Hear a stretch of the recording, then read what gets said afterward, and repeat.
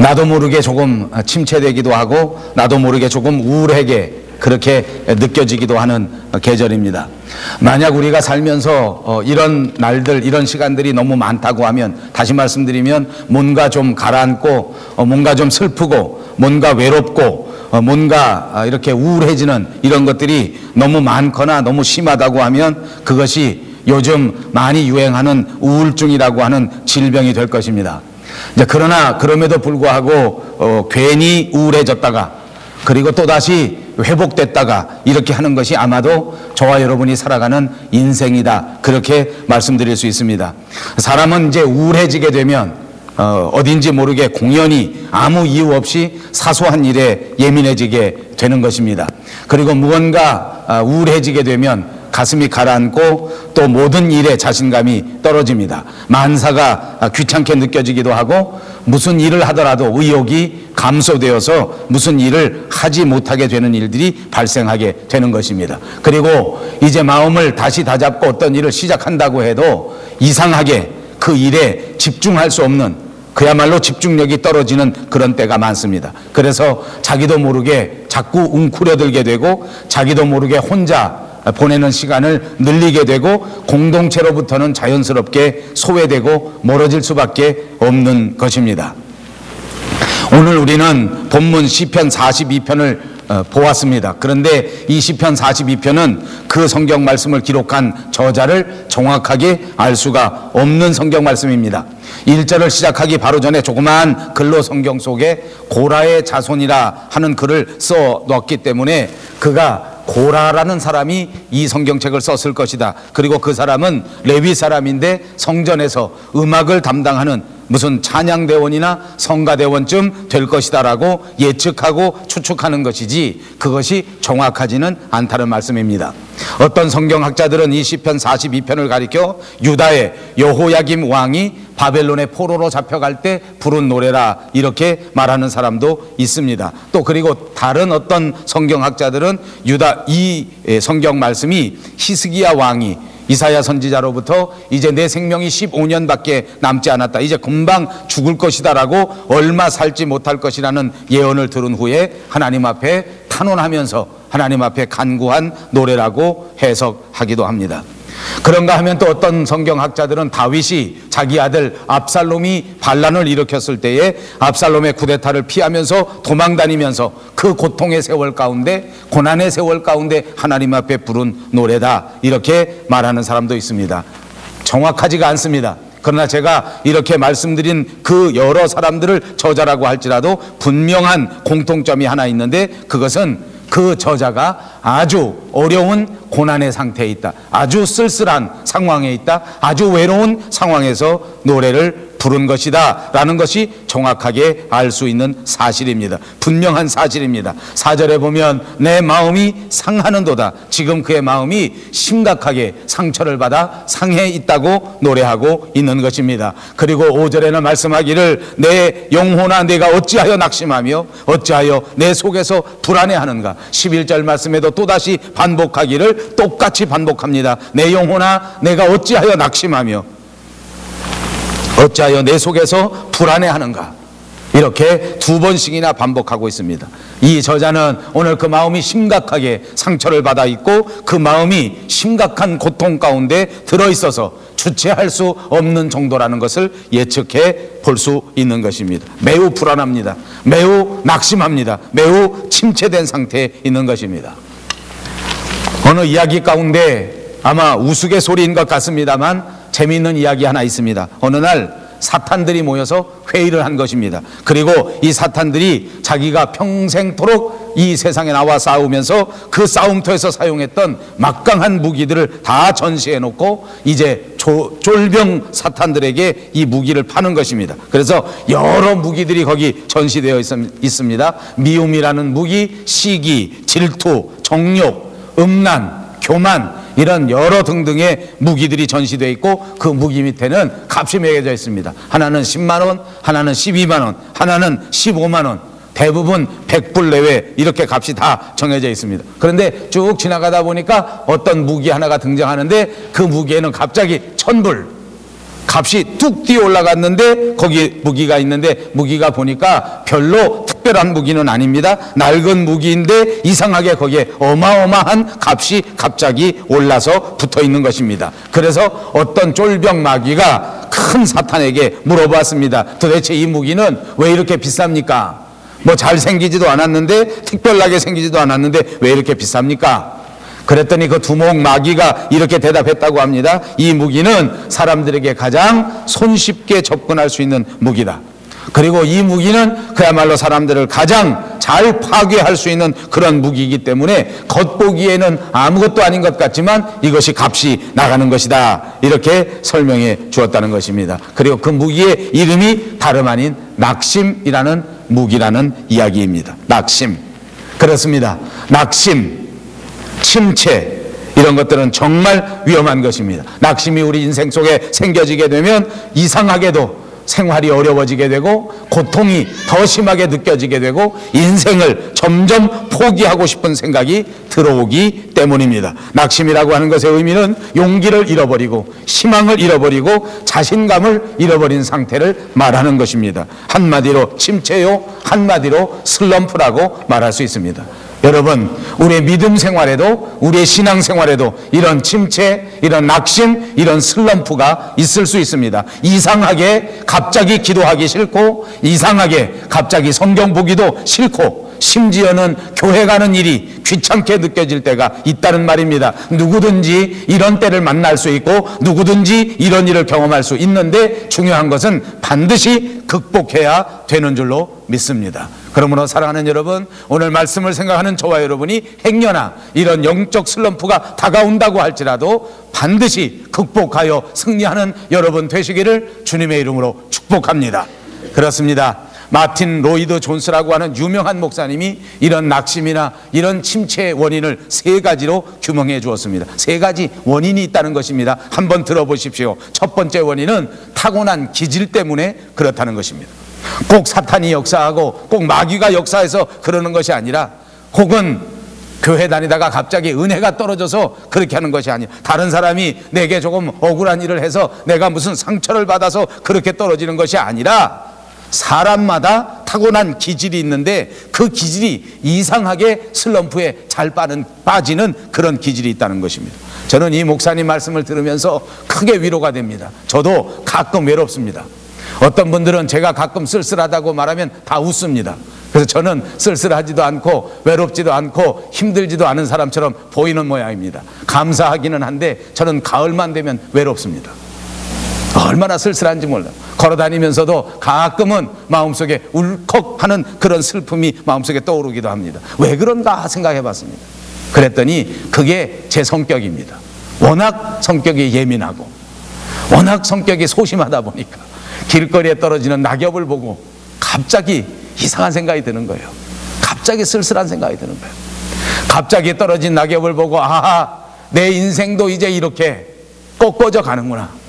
아하, 나는 이제까지 뭐 이룬 것도 없는데 벌써 계절이 흘러간 것처럼 내 인생의 아름다움이 다 지나가 버리는 것 아닌가 하고 생각이 든단 말입니다. 여러분, 아무것도 아닙니다. 사람은 본래 기질적으로 그렇게 생각할 수 있다는 것입니다. 가끔 살다 보면 우리는 침체에 빠질 수 있습니다. 가끔 살다 보면 아무런 이유 없이 슬픔 속에 들어갈 수 있습니다. 가끔 살다 보면 내 성격 때문에 괜히 우울해질 수 있단 말입니다. 아무것도 아닙니다. 걱정 마십시오. 기질적인 성격 때문에, 기질적인 문제 때문에 저절로 슬럼프 속에, 침체 속에 빠질 수 있다는 것입니다. 또 하나 있습니다. 마틴 로이드 존스 목사님이 지적한 두 번째 원인은 다름 아닌 육체적인 상태 때문에 침체에 빠진다는 것입니다. 너무 피곤하면, 너무 탈진 상태에 빠지면 나도 모르는 사이에 침체가 찾아온다는 것입니다. 나도 모르는 사이에 슬럼프를 겪을 수밖에 없다는 것입니다. 여러분 기억하십시오. 우리의 영혼은 육체와 깊은 관계를 가지고 있습니다. 서로 깊게 연결되어 있기 때문에 육체적으로 너무나 피곤하면, 육체적으로 너무나 힘들게 되면 영적으로도 침체하게 되고 영적으로도 슬럼프가 다가오게 되는 것이 당연하다는 것입니다. 또 이 목사님이 지적한 세 번째 이유가 있습니다. 그것은 다름 아닌 우리의 불신앙 때문입니다. 사실은 아무리 어려움이 닥칠지라도 사실은 아무리 힘든 상처가 우리 속에 생긴다고 할지라도 우리가 하나님을 향한 믿음만 있다고 하면 이걸 다 극복할 수 있는 줄로 믿습니다. 때로는 억울한 일을 당합니다. 그러나 하나님께서 정하신 뜻이라고 믿기만 하면 하나도 억울할 게 없습니다. 때로는 우리가 넘어져서 아플 때가 있습니다. 그러나 아프다고 할지라도 하나님의 뜻이 있다 하는 확실한 믿음만 있다고 하면 그까짓 것 아무것도 아닙니다. 견딜 수 있지 않습니까? 아무리 낙심해도 분명히 일어날 수 있습니다. 아무리 힘들어도 분명히 일어날 수 있습니다. 아무리 억울해도 분명히 살 수 있습니다. 하나님이 주장하시기 때문입니다. 하나님이 저와 여러분의 인생 배후에 역사하셔서 반드시 책임져 주신다고 하는 사실을 믿고 그 믿음에 분명하게 서 있기만 하면 그 어떤 환난도 그 어떤 낙심도 우리를 넘어뜨리지 못할 것입니다. 그런데 안타깝게도 때로 살아가는 동안 우리가 이 믿음을 잃어버립니다. 그래서 그 믿음을 없애버렸기 때문에 그 믿음이 의심이 찾아오게 되고 그 믿음이 흔들리게 되고 그렇게 되면 어쩔 수 없이 우리가 슬럼프에 빠지게 되고 그렇게 되면 어쩔 수 없이 그 깊은 좌절의 늪에서 우리가 헤어나지 못하게 되는 경우가 있다는 말입니다. 사랑하는 여러분, 이 모든 침체에서 빠져나오려고 하면 어떻게 하는 것입니까? 오늘 본문 시편 42편 말씀을 자세히 보니까 후렴구가 2차례나 반복됩니다. 아까도 말씀드린 것처럼 5절에 내 영혼아 내가 어찌하여 낙심하며 어찌하여 내 속에서 불안해하는가. 너는 하나님께 소망을 두라. 그가 나타나 도우심으로 말미암아 내가 여전히 찬송하리로다. 11절에도 이 후렴구는 그야말로 토시 하나도 바뀌지 않고 또다시 반복됩니다. 내 영혼아 내가 어찌하여 낙심하며 어찌하여 내 속에서 불안해하는가. 너는 하나님께 소망을 두라. 그가 나타나 도우심으로 내가 여전히 하나님을 찬송하리로다. 아멘. 여기 시편 기자는 2번씩이나 자기 스스로를 향하여 자기 자신을 향하여 탄식하는 것입니다. 내 영혼아 어찌하여 탄식하며 내 영혼아 어찌하여 낙심하여 어찌하여 이렇게 불안한가. 슬럼프에 빠졌단 말입니다. 좌절 속에 빠졌단 말입니다. 깊은 구덩이 속에 빠졌단 말입니다. 사랑하는 여러분, 우리는 왜 이렇게 깊은 좌절 속에 빠진 것입니까? 왜 내 영혼이 이 낙심 가운데 불안 가운데 빠져 있는 것입니까? 왜 속에 들어가서 이토록 걱정하고 염려하고 근심하면서 불안해하는 것입니까? 사실 우리가 살아가는 인생 가운데 보통 사람들은 크게 기대했다가 잔뜩 기대를 걸었다가 실망하게 되면 그때 낙심하게 됩니다. 그렇게 세상 살면서 아무 문제 없이 건강하게 잘 살았는데 어느 날 갑자기 내 육체의 건강에 문제가 생기게 되면 그때 갑자기 낙심합니다. 그러면서 급히 불안해하는 것입니다. 이렇게 하면 내가 어떻게 될까? 아, 이제 끝났구나. 아, 이렇게 되면 내가 어떻게 되는가 하고 불안해하는 것입니다. 나름대로 성실하게 나름대로 최선을 다하면서 살아왔고 그리고 내 나름대로 열심히 봉사생활하면서 교회 다니면서 이렇게 영적 생활했다고 자부하는데 이상하게도 모든 일들이 이렇게 꼬이고 저렇게 꼬이고 정말 어느 한 가지도 시원한 것이 없을 그때 우리는 실패했다고 느끼게 되면 그때 또 낙심하게 되고 그때 또 깊은 슬럼프 속에 빠지게 되는 것입니다. 사랑하는 여러분, 오늘 우리들 가운데에는 안타깝게도 이런저런 여러 가지 이유 때문에 낙심 속에 빠져 슬럼프 속에 빠져 있는 사람들이 있을 수 있습니다. 그런 사람들은 오늘 속으로 이렇게 한번 질문하십시오. 내 영혼아 내가 어찌하여 낙심하며 내 영혼아 내가 어찌하여 내 속에서 이토록 불안해하는 것인가. 오늘 시편 42편 기자도 낙심한 데에는 나름대로 이유가 있었습니다. 이렇게 좌절하고 불안하는 데에는 나름대로 분명한 이유가 있었단 말입니다. 그것은 바로 하나님께 대한 신앙의 문제였습니다. 영적 문제였습니다. 오늘 시편 기자가 이렇게 고백하게 된 데에는 예루살렘 성전을 멀리 떨어져서 천리 먼 길에서 예루살렘 성전을 바라보면서 부른 노래입니다.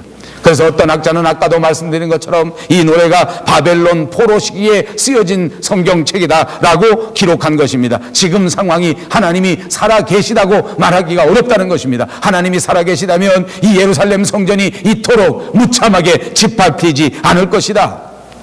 다시 말하면 우리 인생 가운데 만사 형통한 때가 아니라 만사가 불통한 때입니다. 무엇 하나 이루어지는 것이 없습니다. 하나님을 믿는다고 했는데 믿음의 길에 들어서기는 하였는데 그래도 여전히 슬픈 일이 생기고 억울한 일이 생기고 나쁜 일이 생깁니다. 거기다가 견디기 어려운 것은 사람들이 나를 비웃는 것입니다. 왜냐하면 믿는 사람이라고 하면서 성공하지 못했기 때문입니다. 믿는 사람이라고 하면서 하는 일마다 어려움을 겪기 때문입니다. 믿는 사람이라고 하면서 성공하기보다는 오히려 실패하고 있기 때문입니다. 믿는데 어찌하여 건강하지 못하고 이토록 나쁜 병에 걸렸는가, 이걸 생각하니까 하나님이 살아계시다고 하면 어째서 내가 이런 꼴이란 말인가, 하나님이 살아계시다고 하면 어떻게 내가 이 꼴이 될 수밖에 없는 것인가, 이렇게 사람들이 조롱하는 것 같이 생각이 되고, 이런 사람들의 목소리가 바로 내 귀를 늘 그 말씀으로 조롱소리 가운데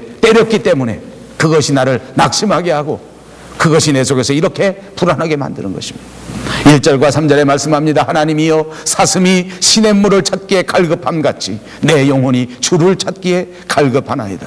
내 영혼이 하나님 곧 살아계시는 하나님을 갈망하나니 내가 어느 때 나가서 하나님의 얼굴을 배울까. 사람들이 종일 내게 하는 말이 내 하나님이 어디 있느냐 하오니 내 눈물이 주야로 내 음식이 되었다. 바벨론 제국에 와서 유다 백성들은 다 망했습니다. 한마디로 망한 것입니다. 예루살렘 성전은 다 폐허가 되었고 성전은 그야말로 돌 위에 돌 하나도 남기지 않을 정도로 완전하게 무너져 버렸습니다. 그것도 부족해서 이제 이스라엘 사람들, 하나님의 사람들은 바벨론 제국의 노예로 끌려오게 된 것입니다. 거기서 가장 험한 일, 가장 슬픈 일 속에 빠져들게 되고 그 일을 할 수밖에 없는 노예가 된 것입니다. 우리가 믿고 우리가 의지하는 하나님은 도대체 지금 어디에 계시는 것입니까? 사람들도 찾습니다. 내가 믿는 하나님은 도대체 어디 있느냐? 비웃습니다.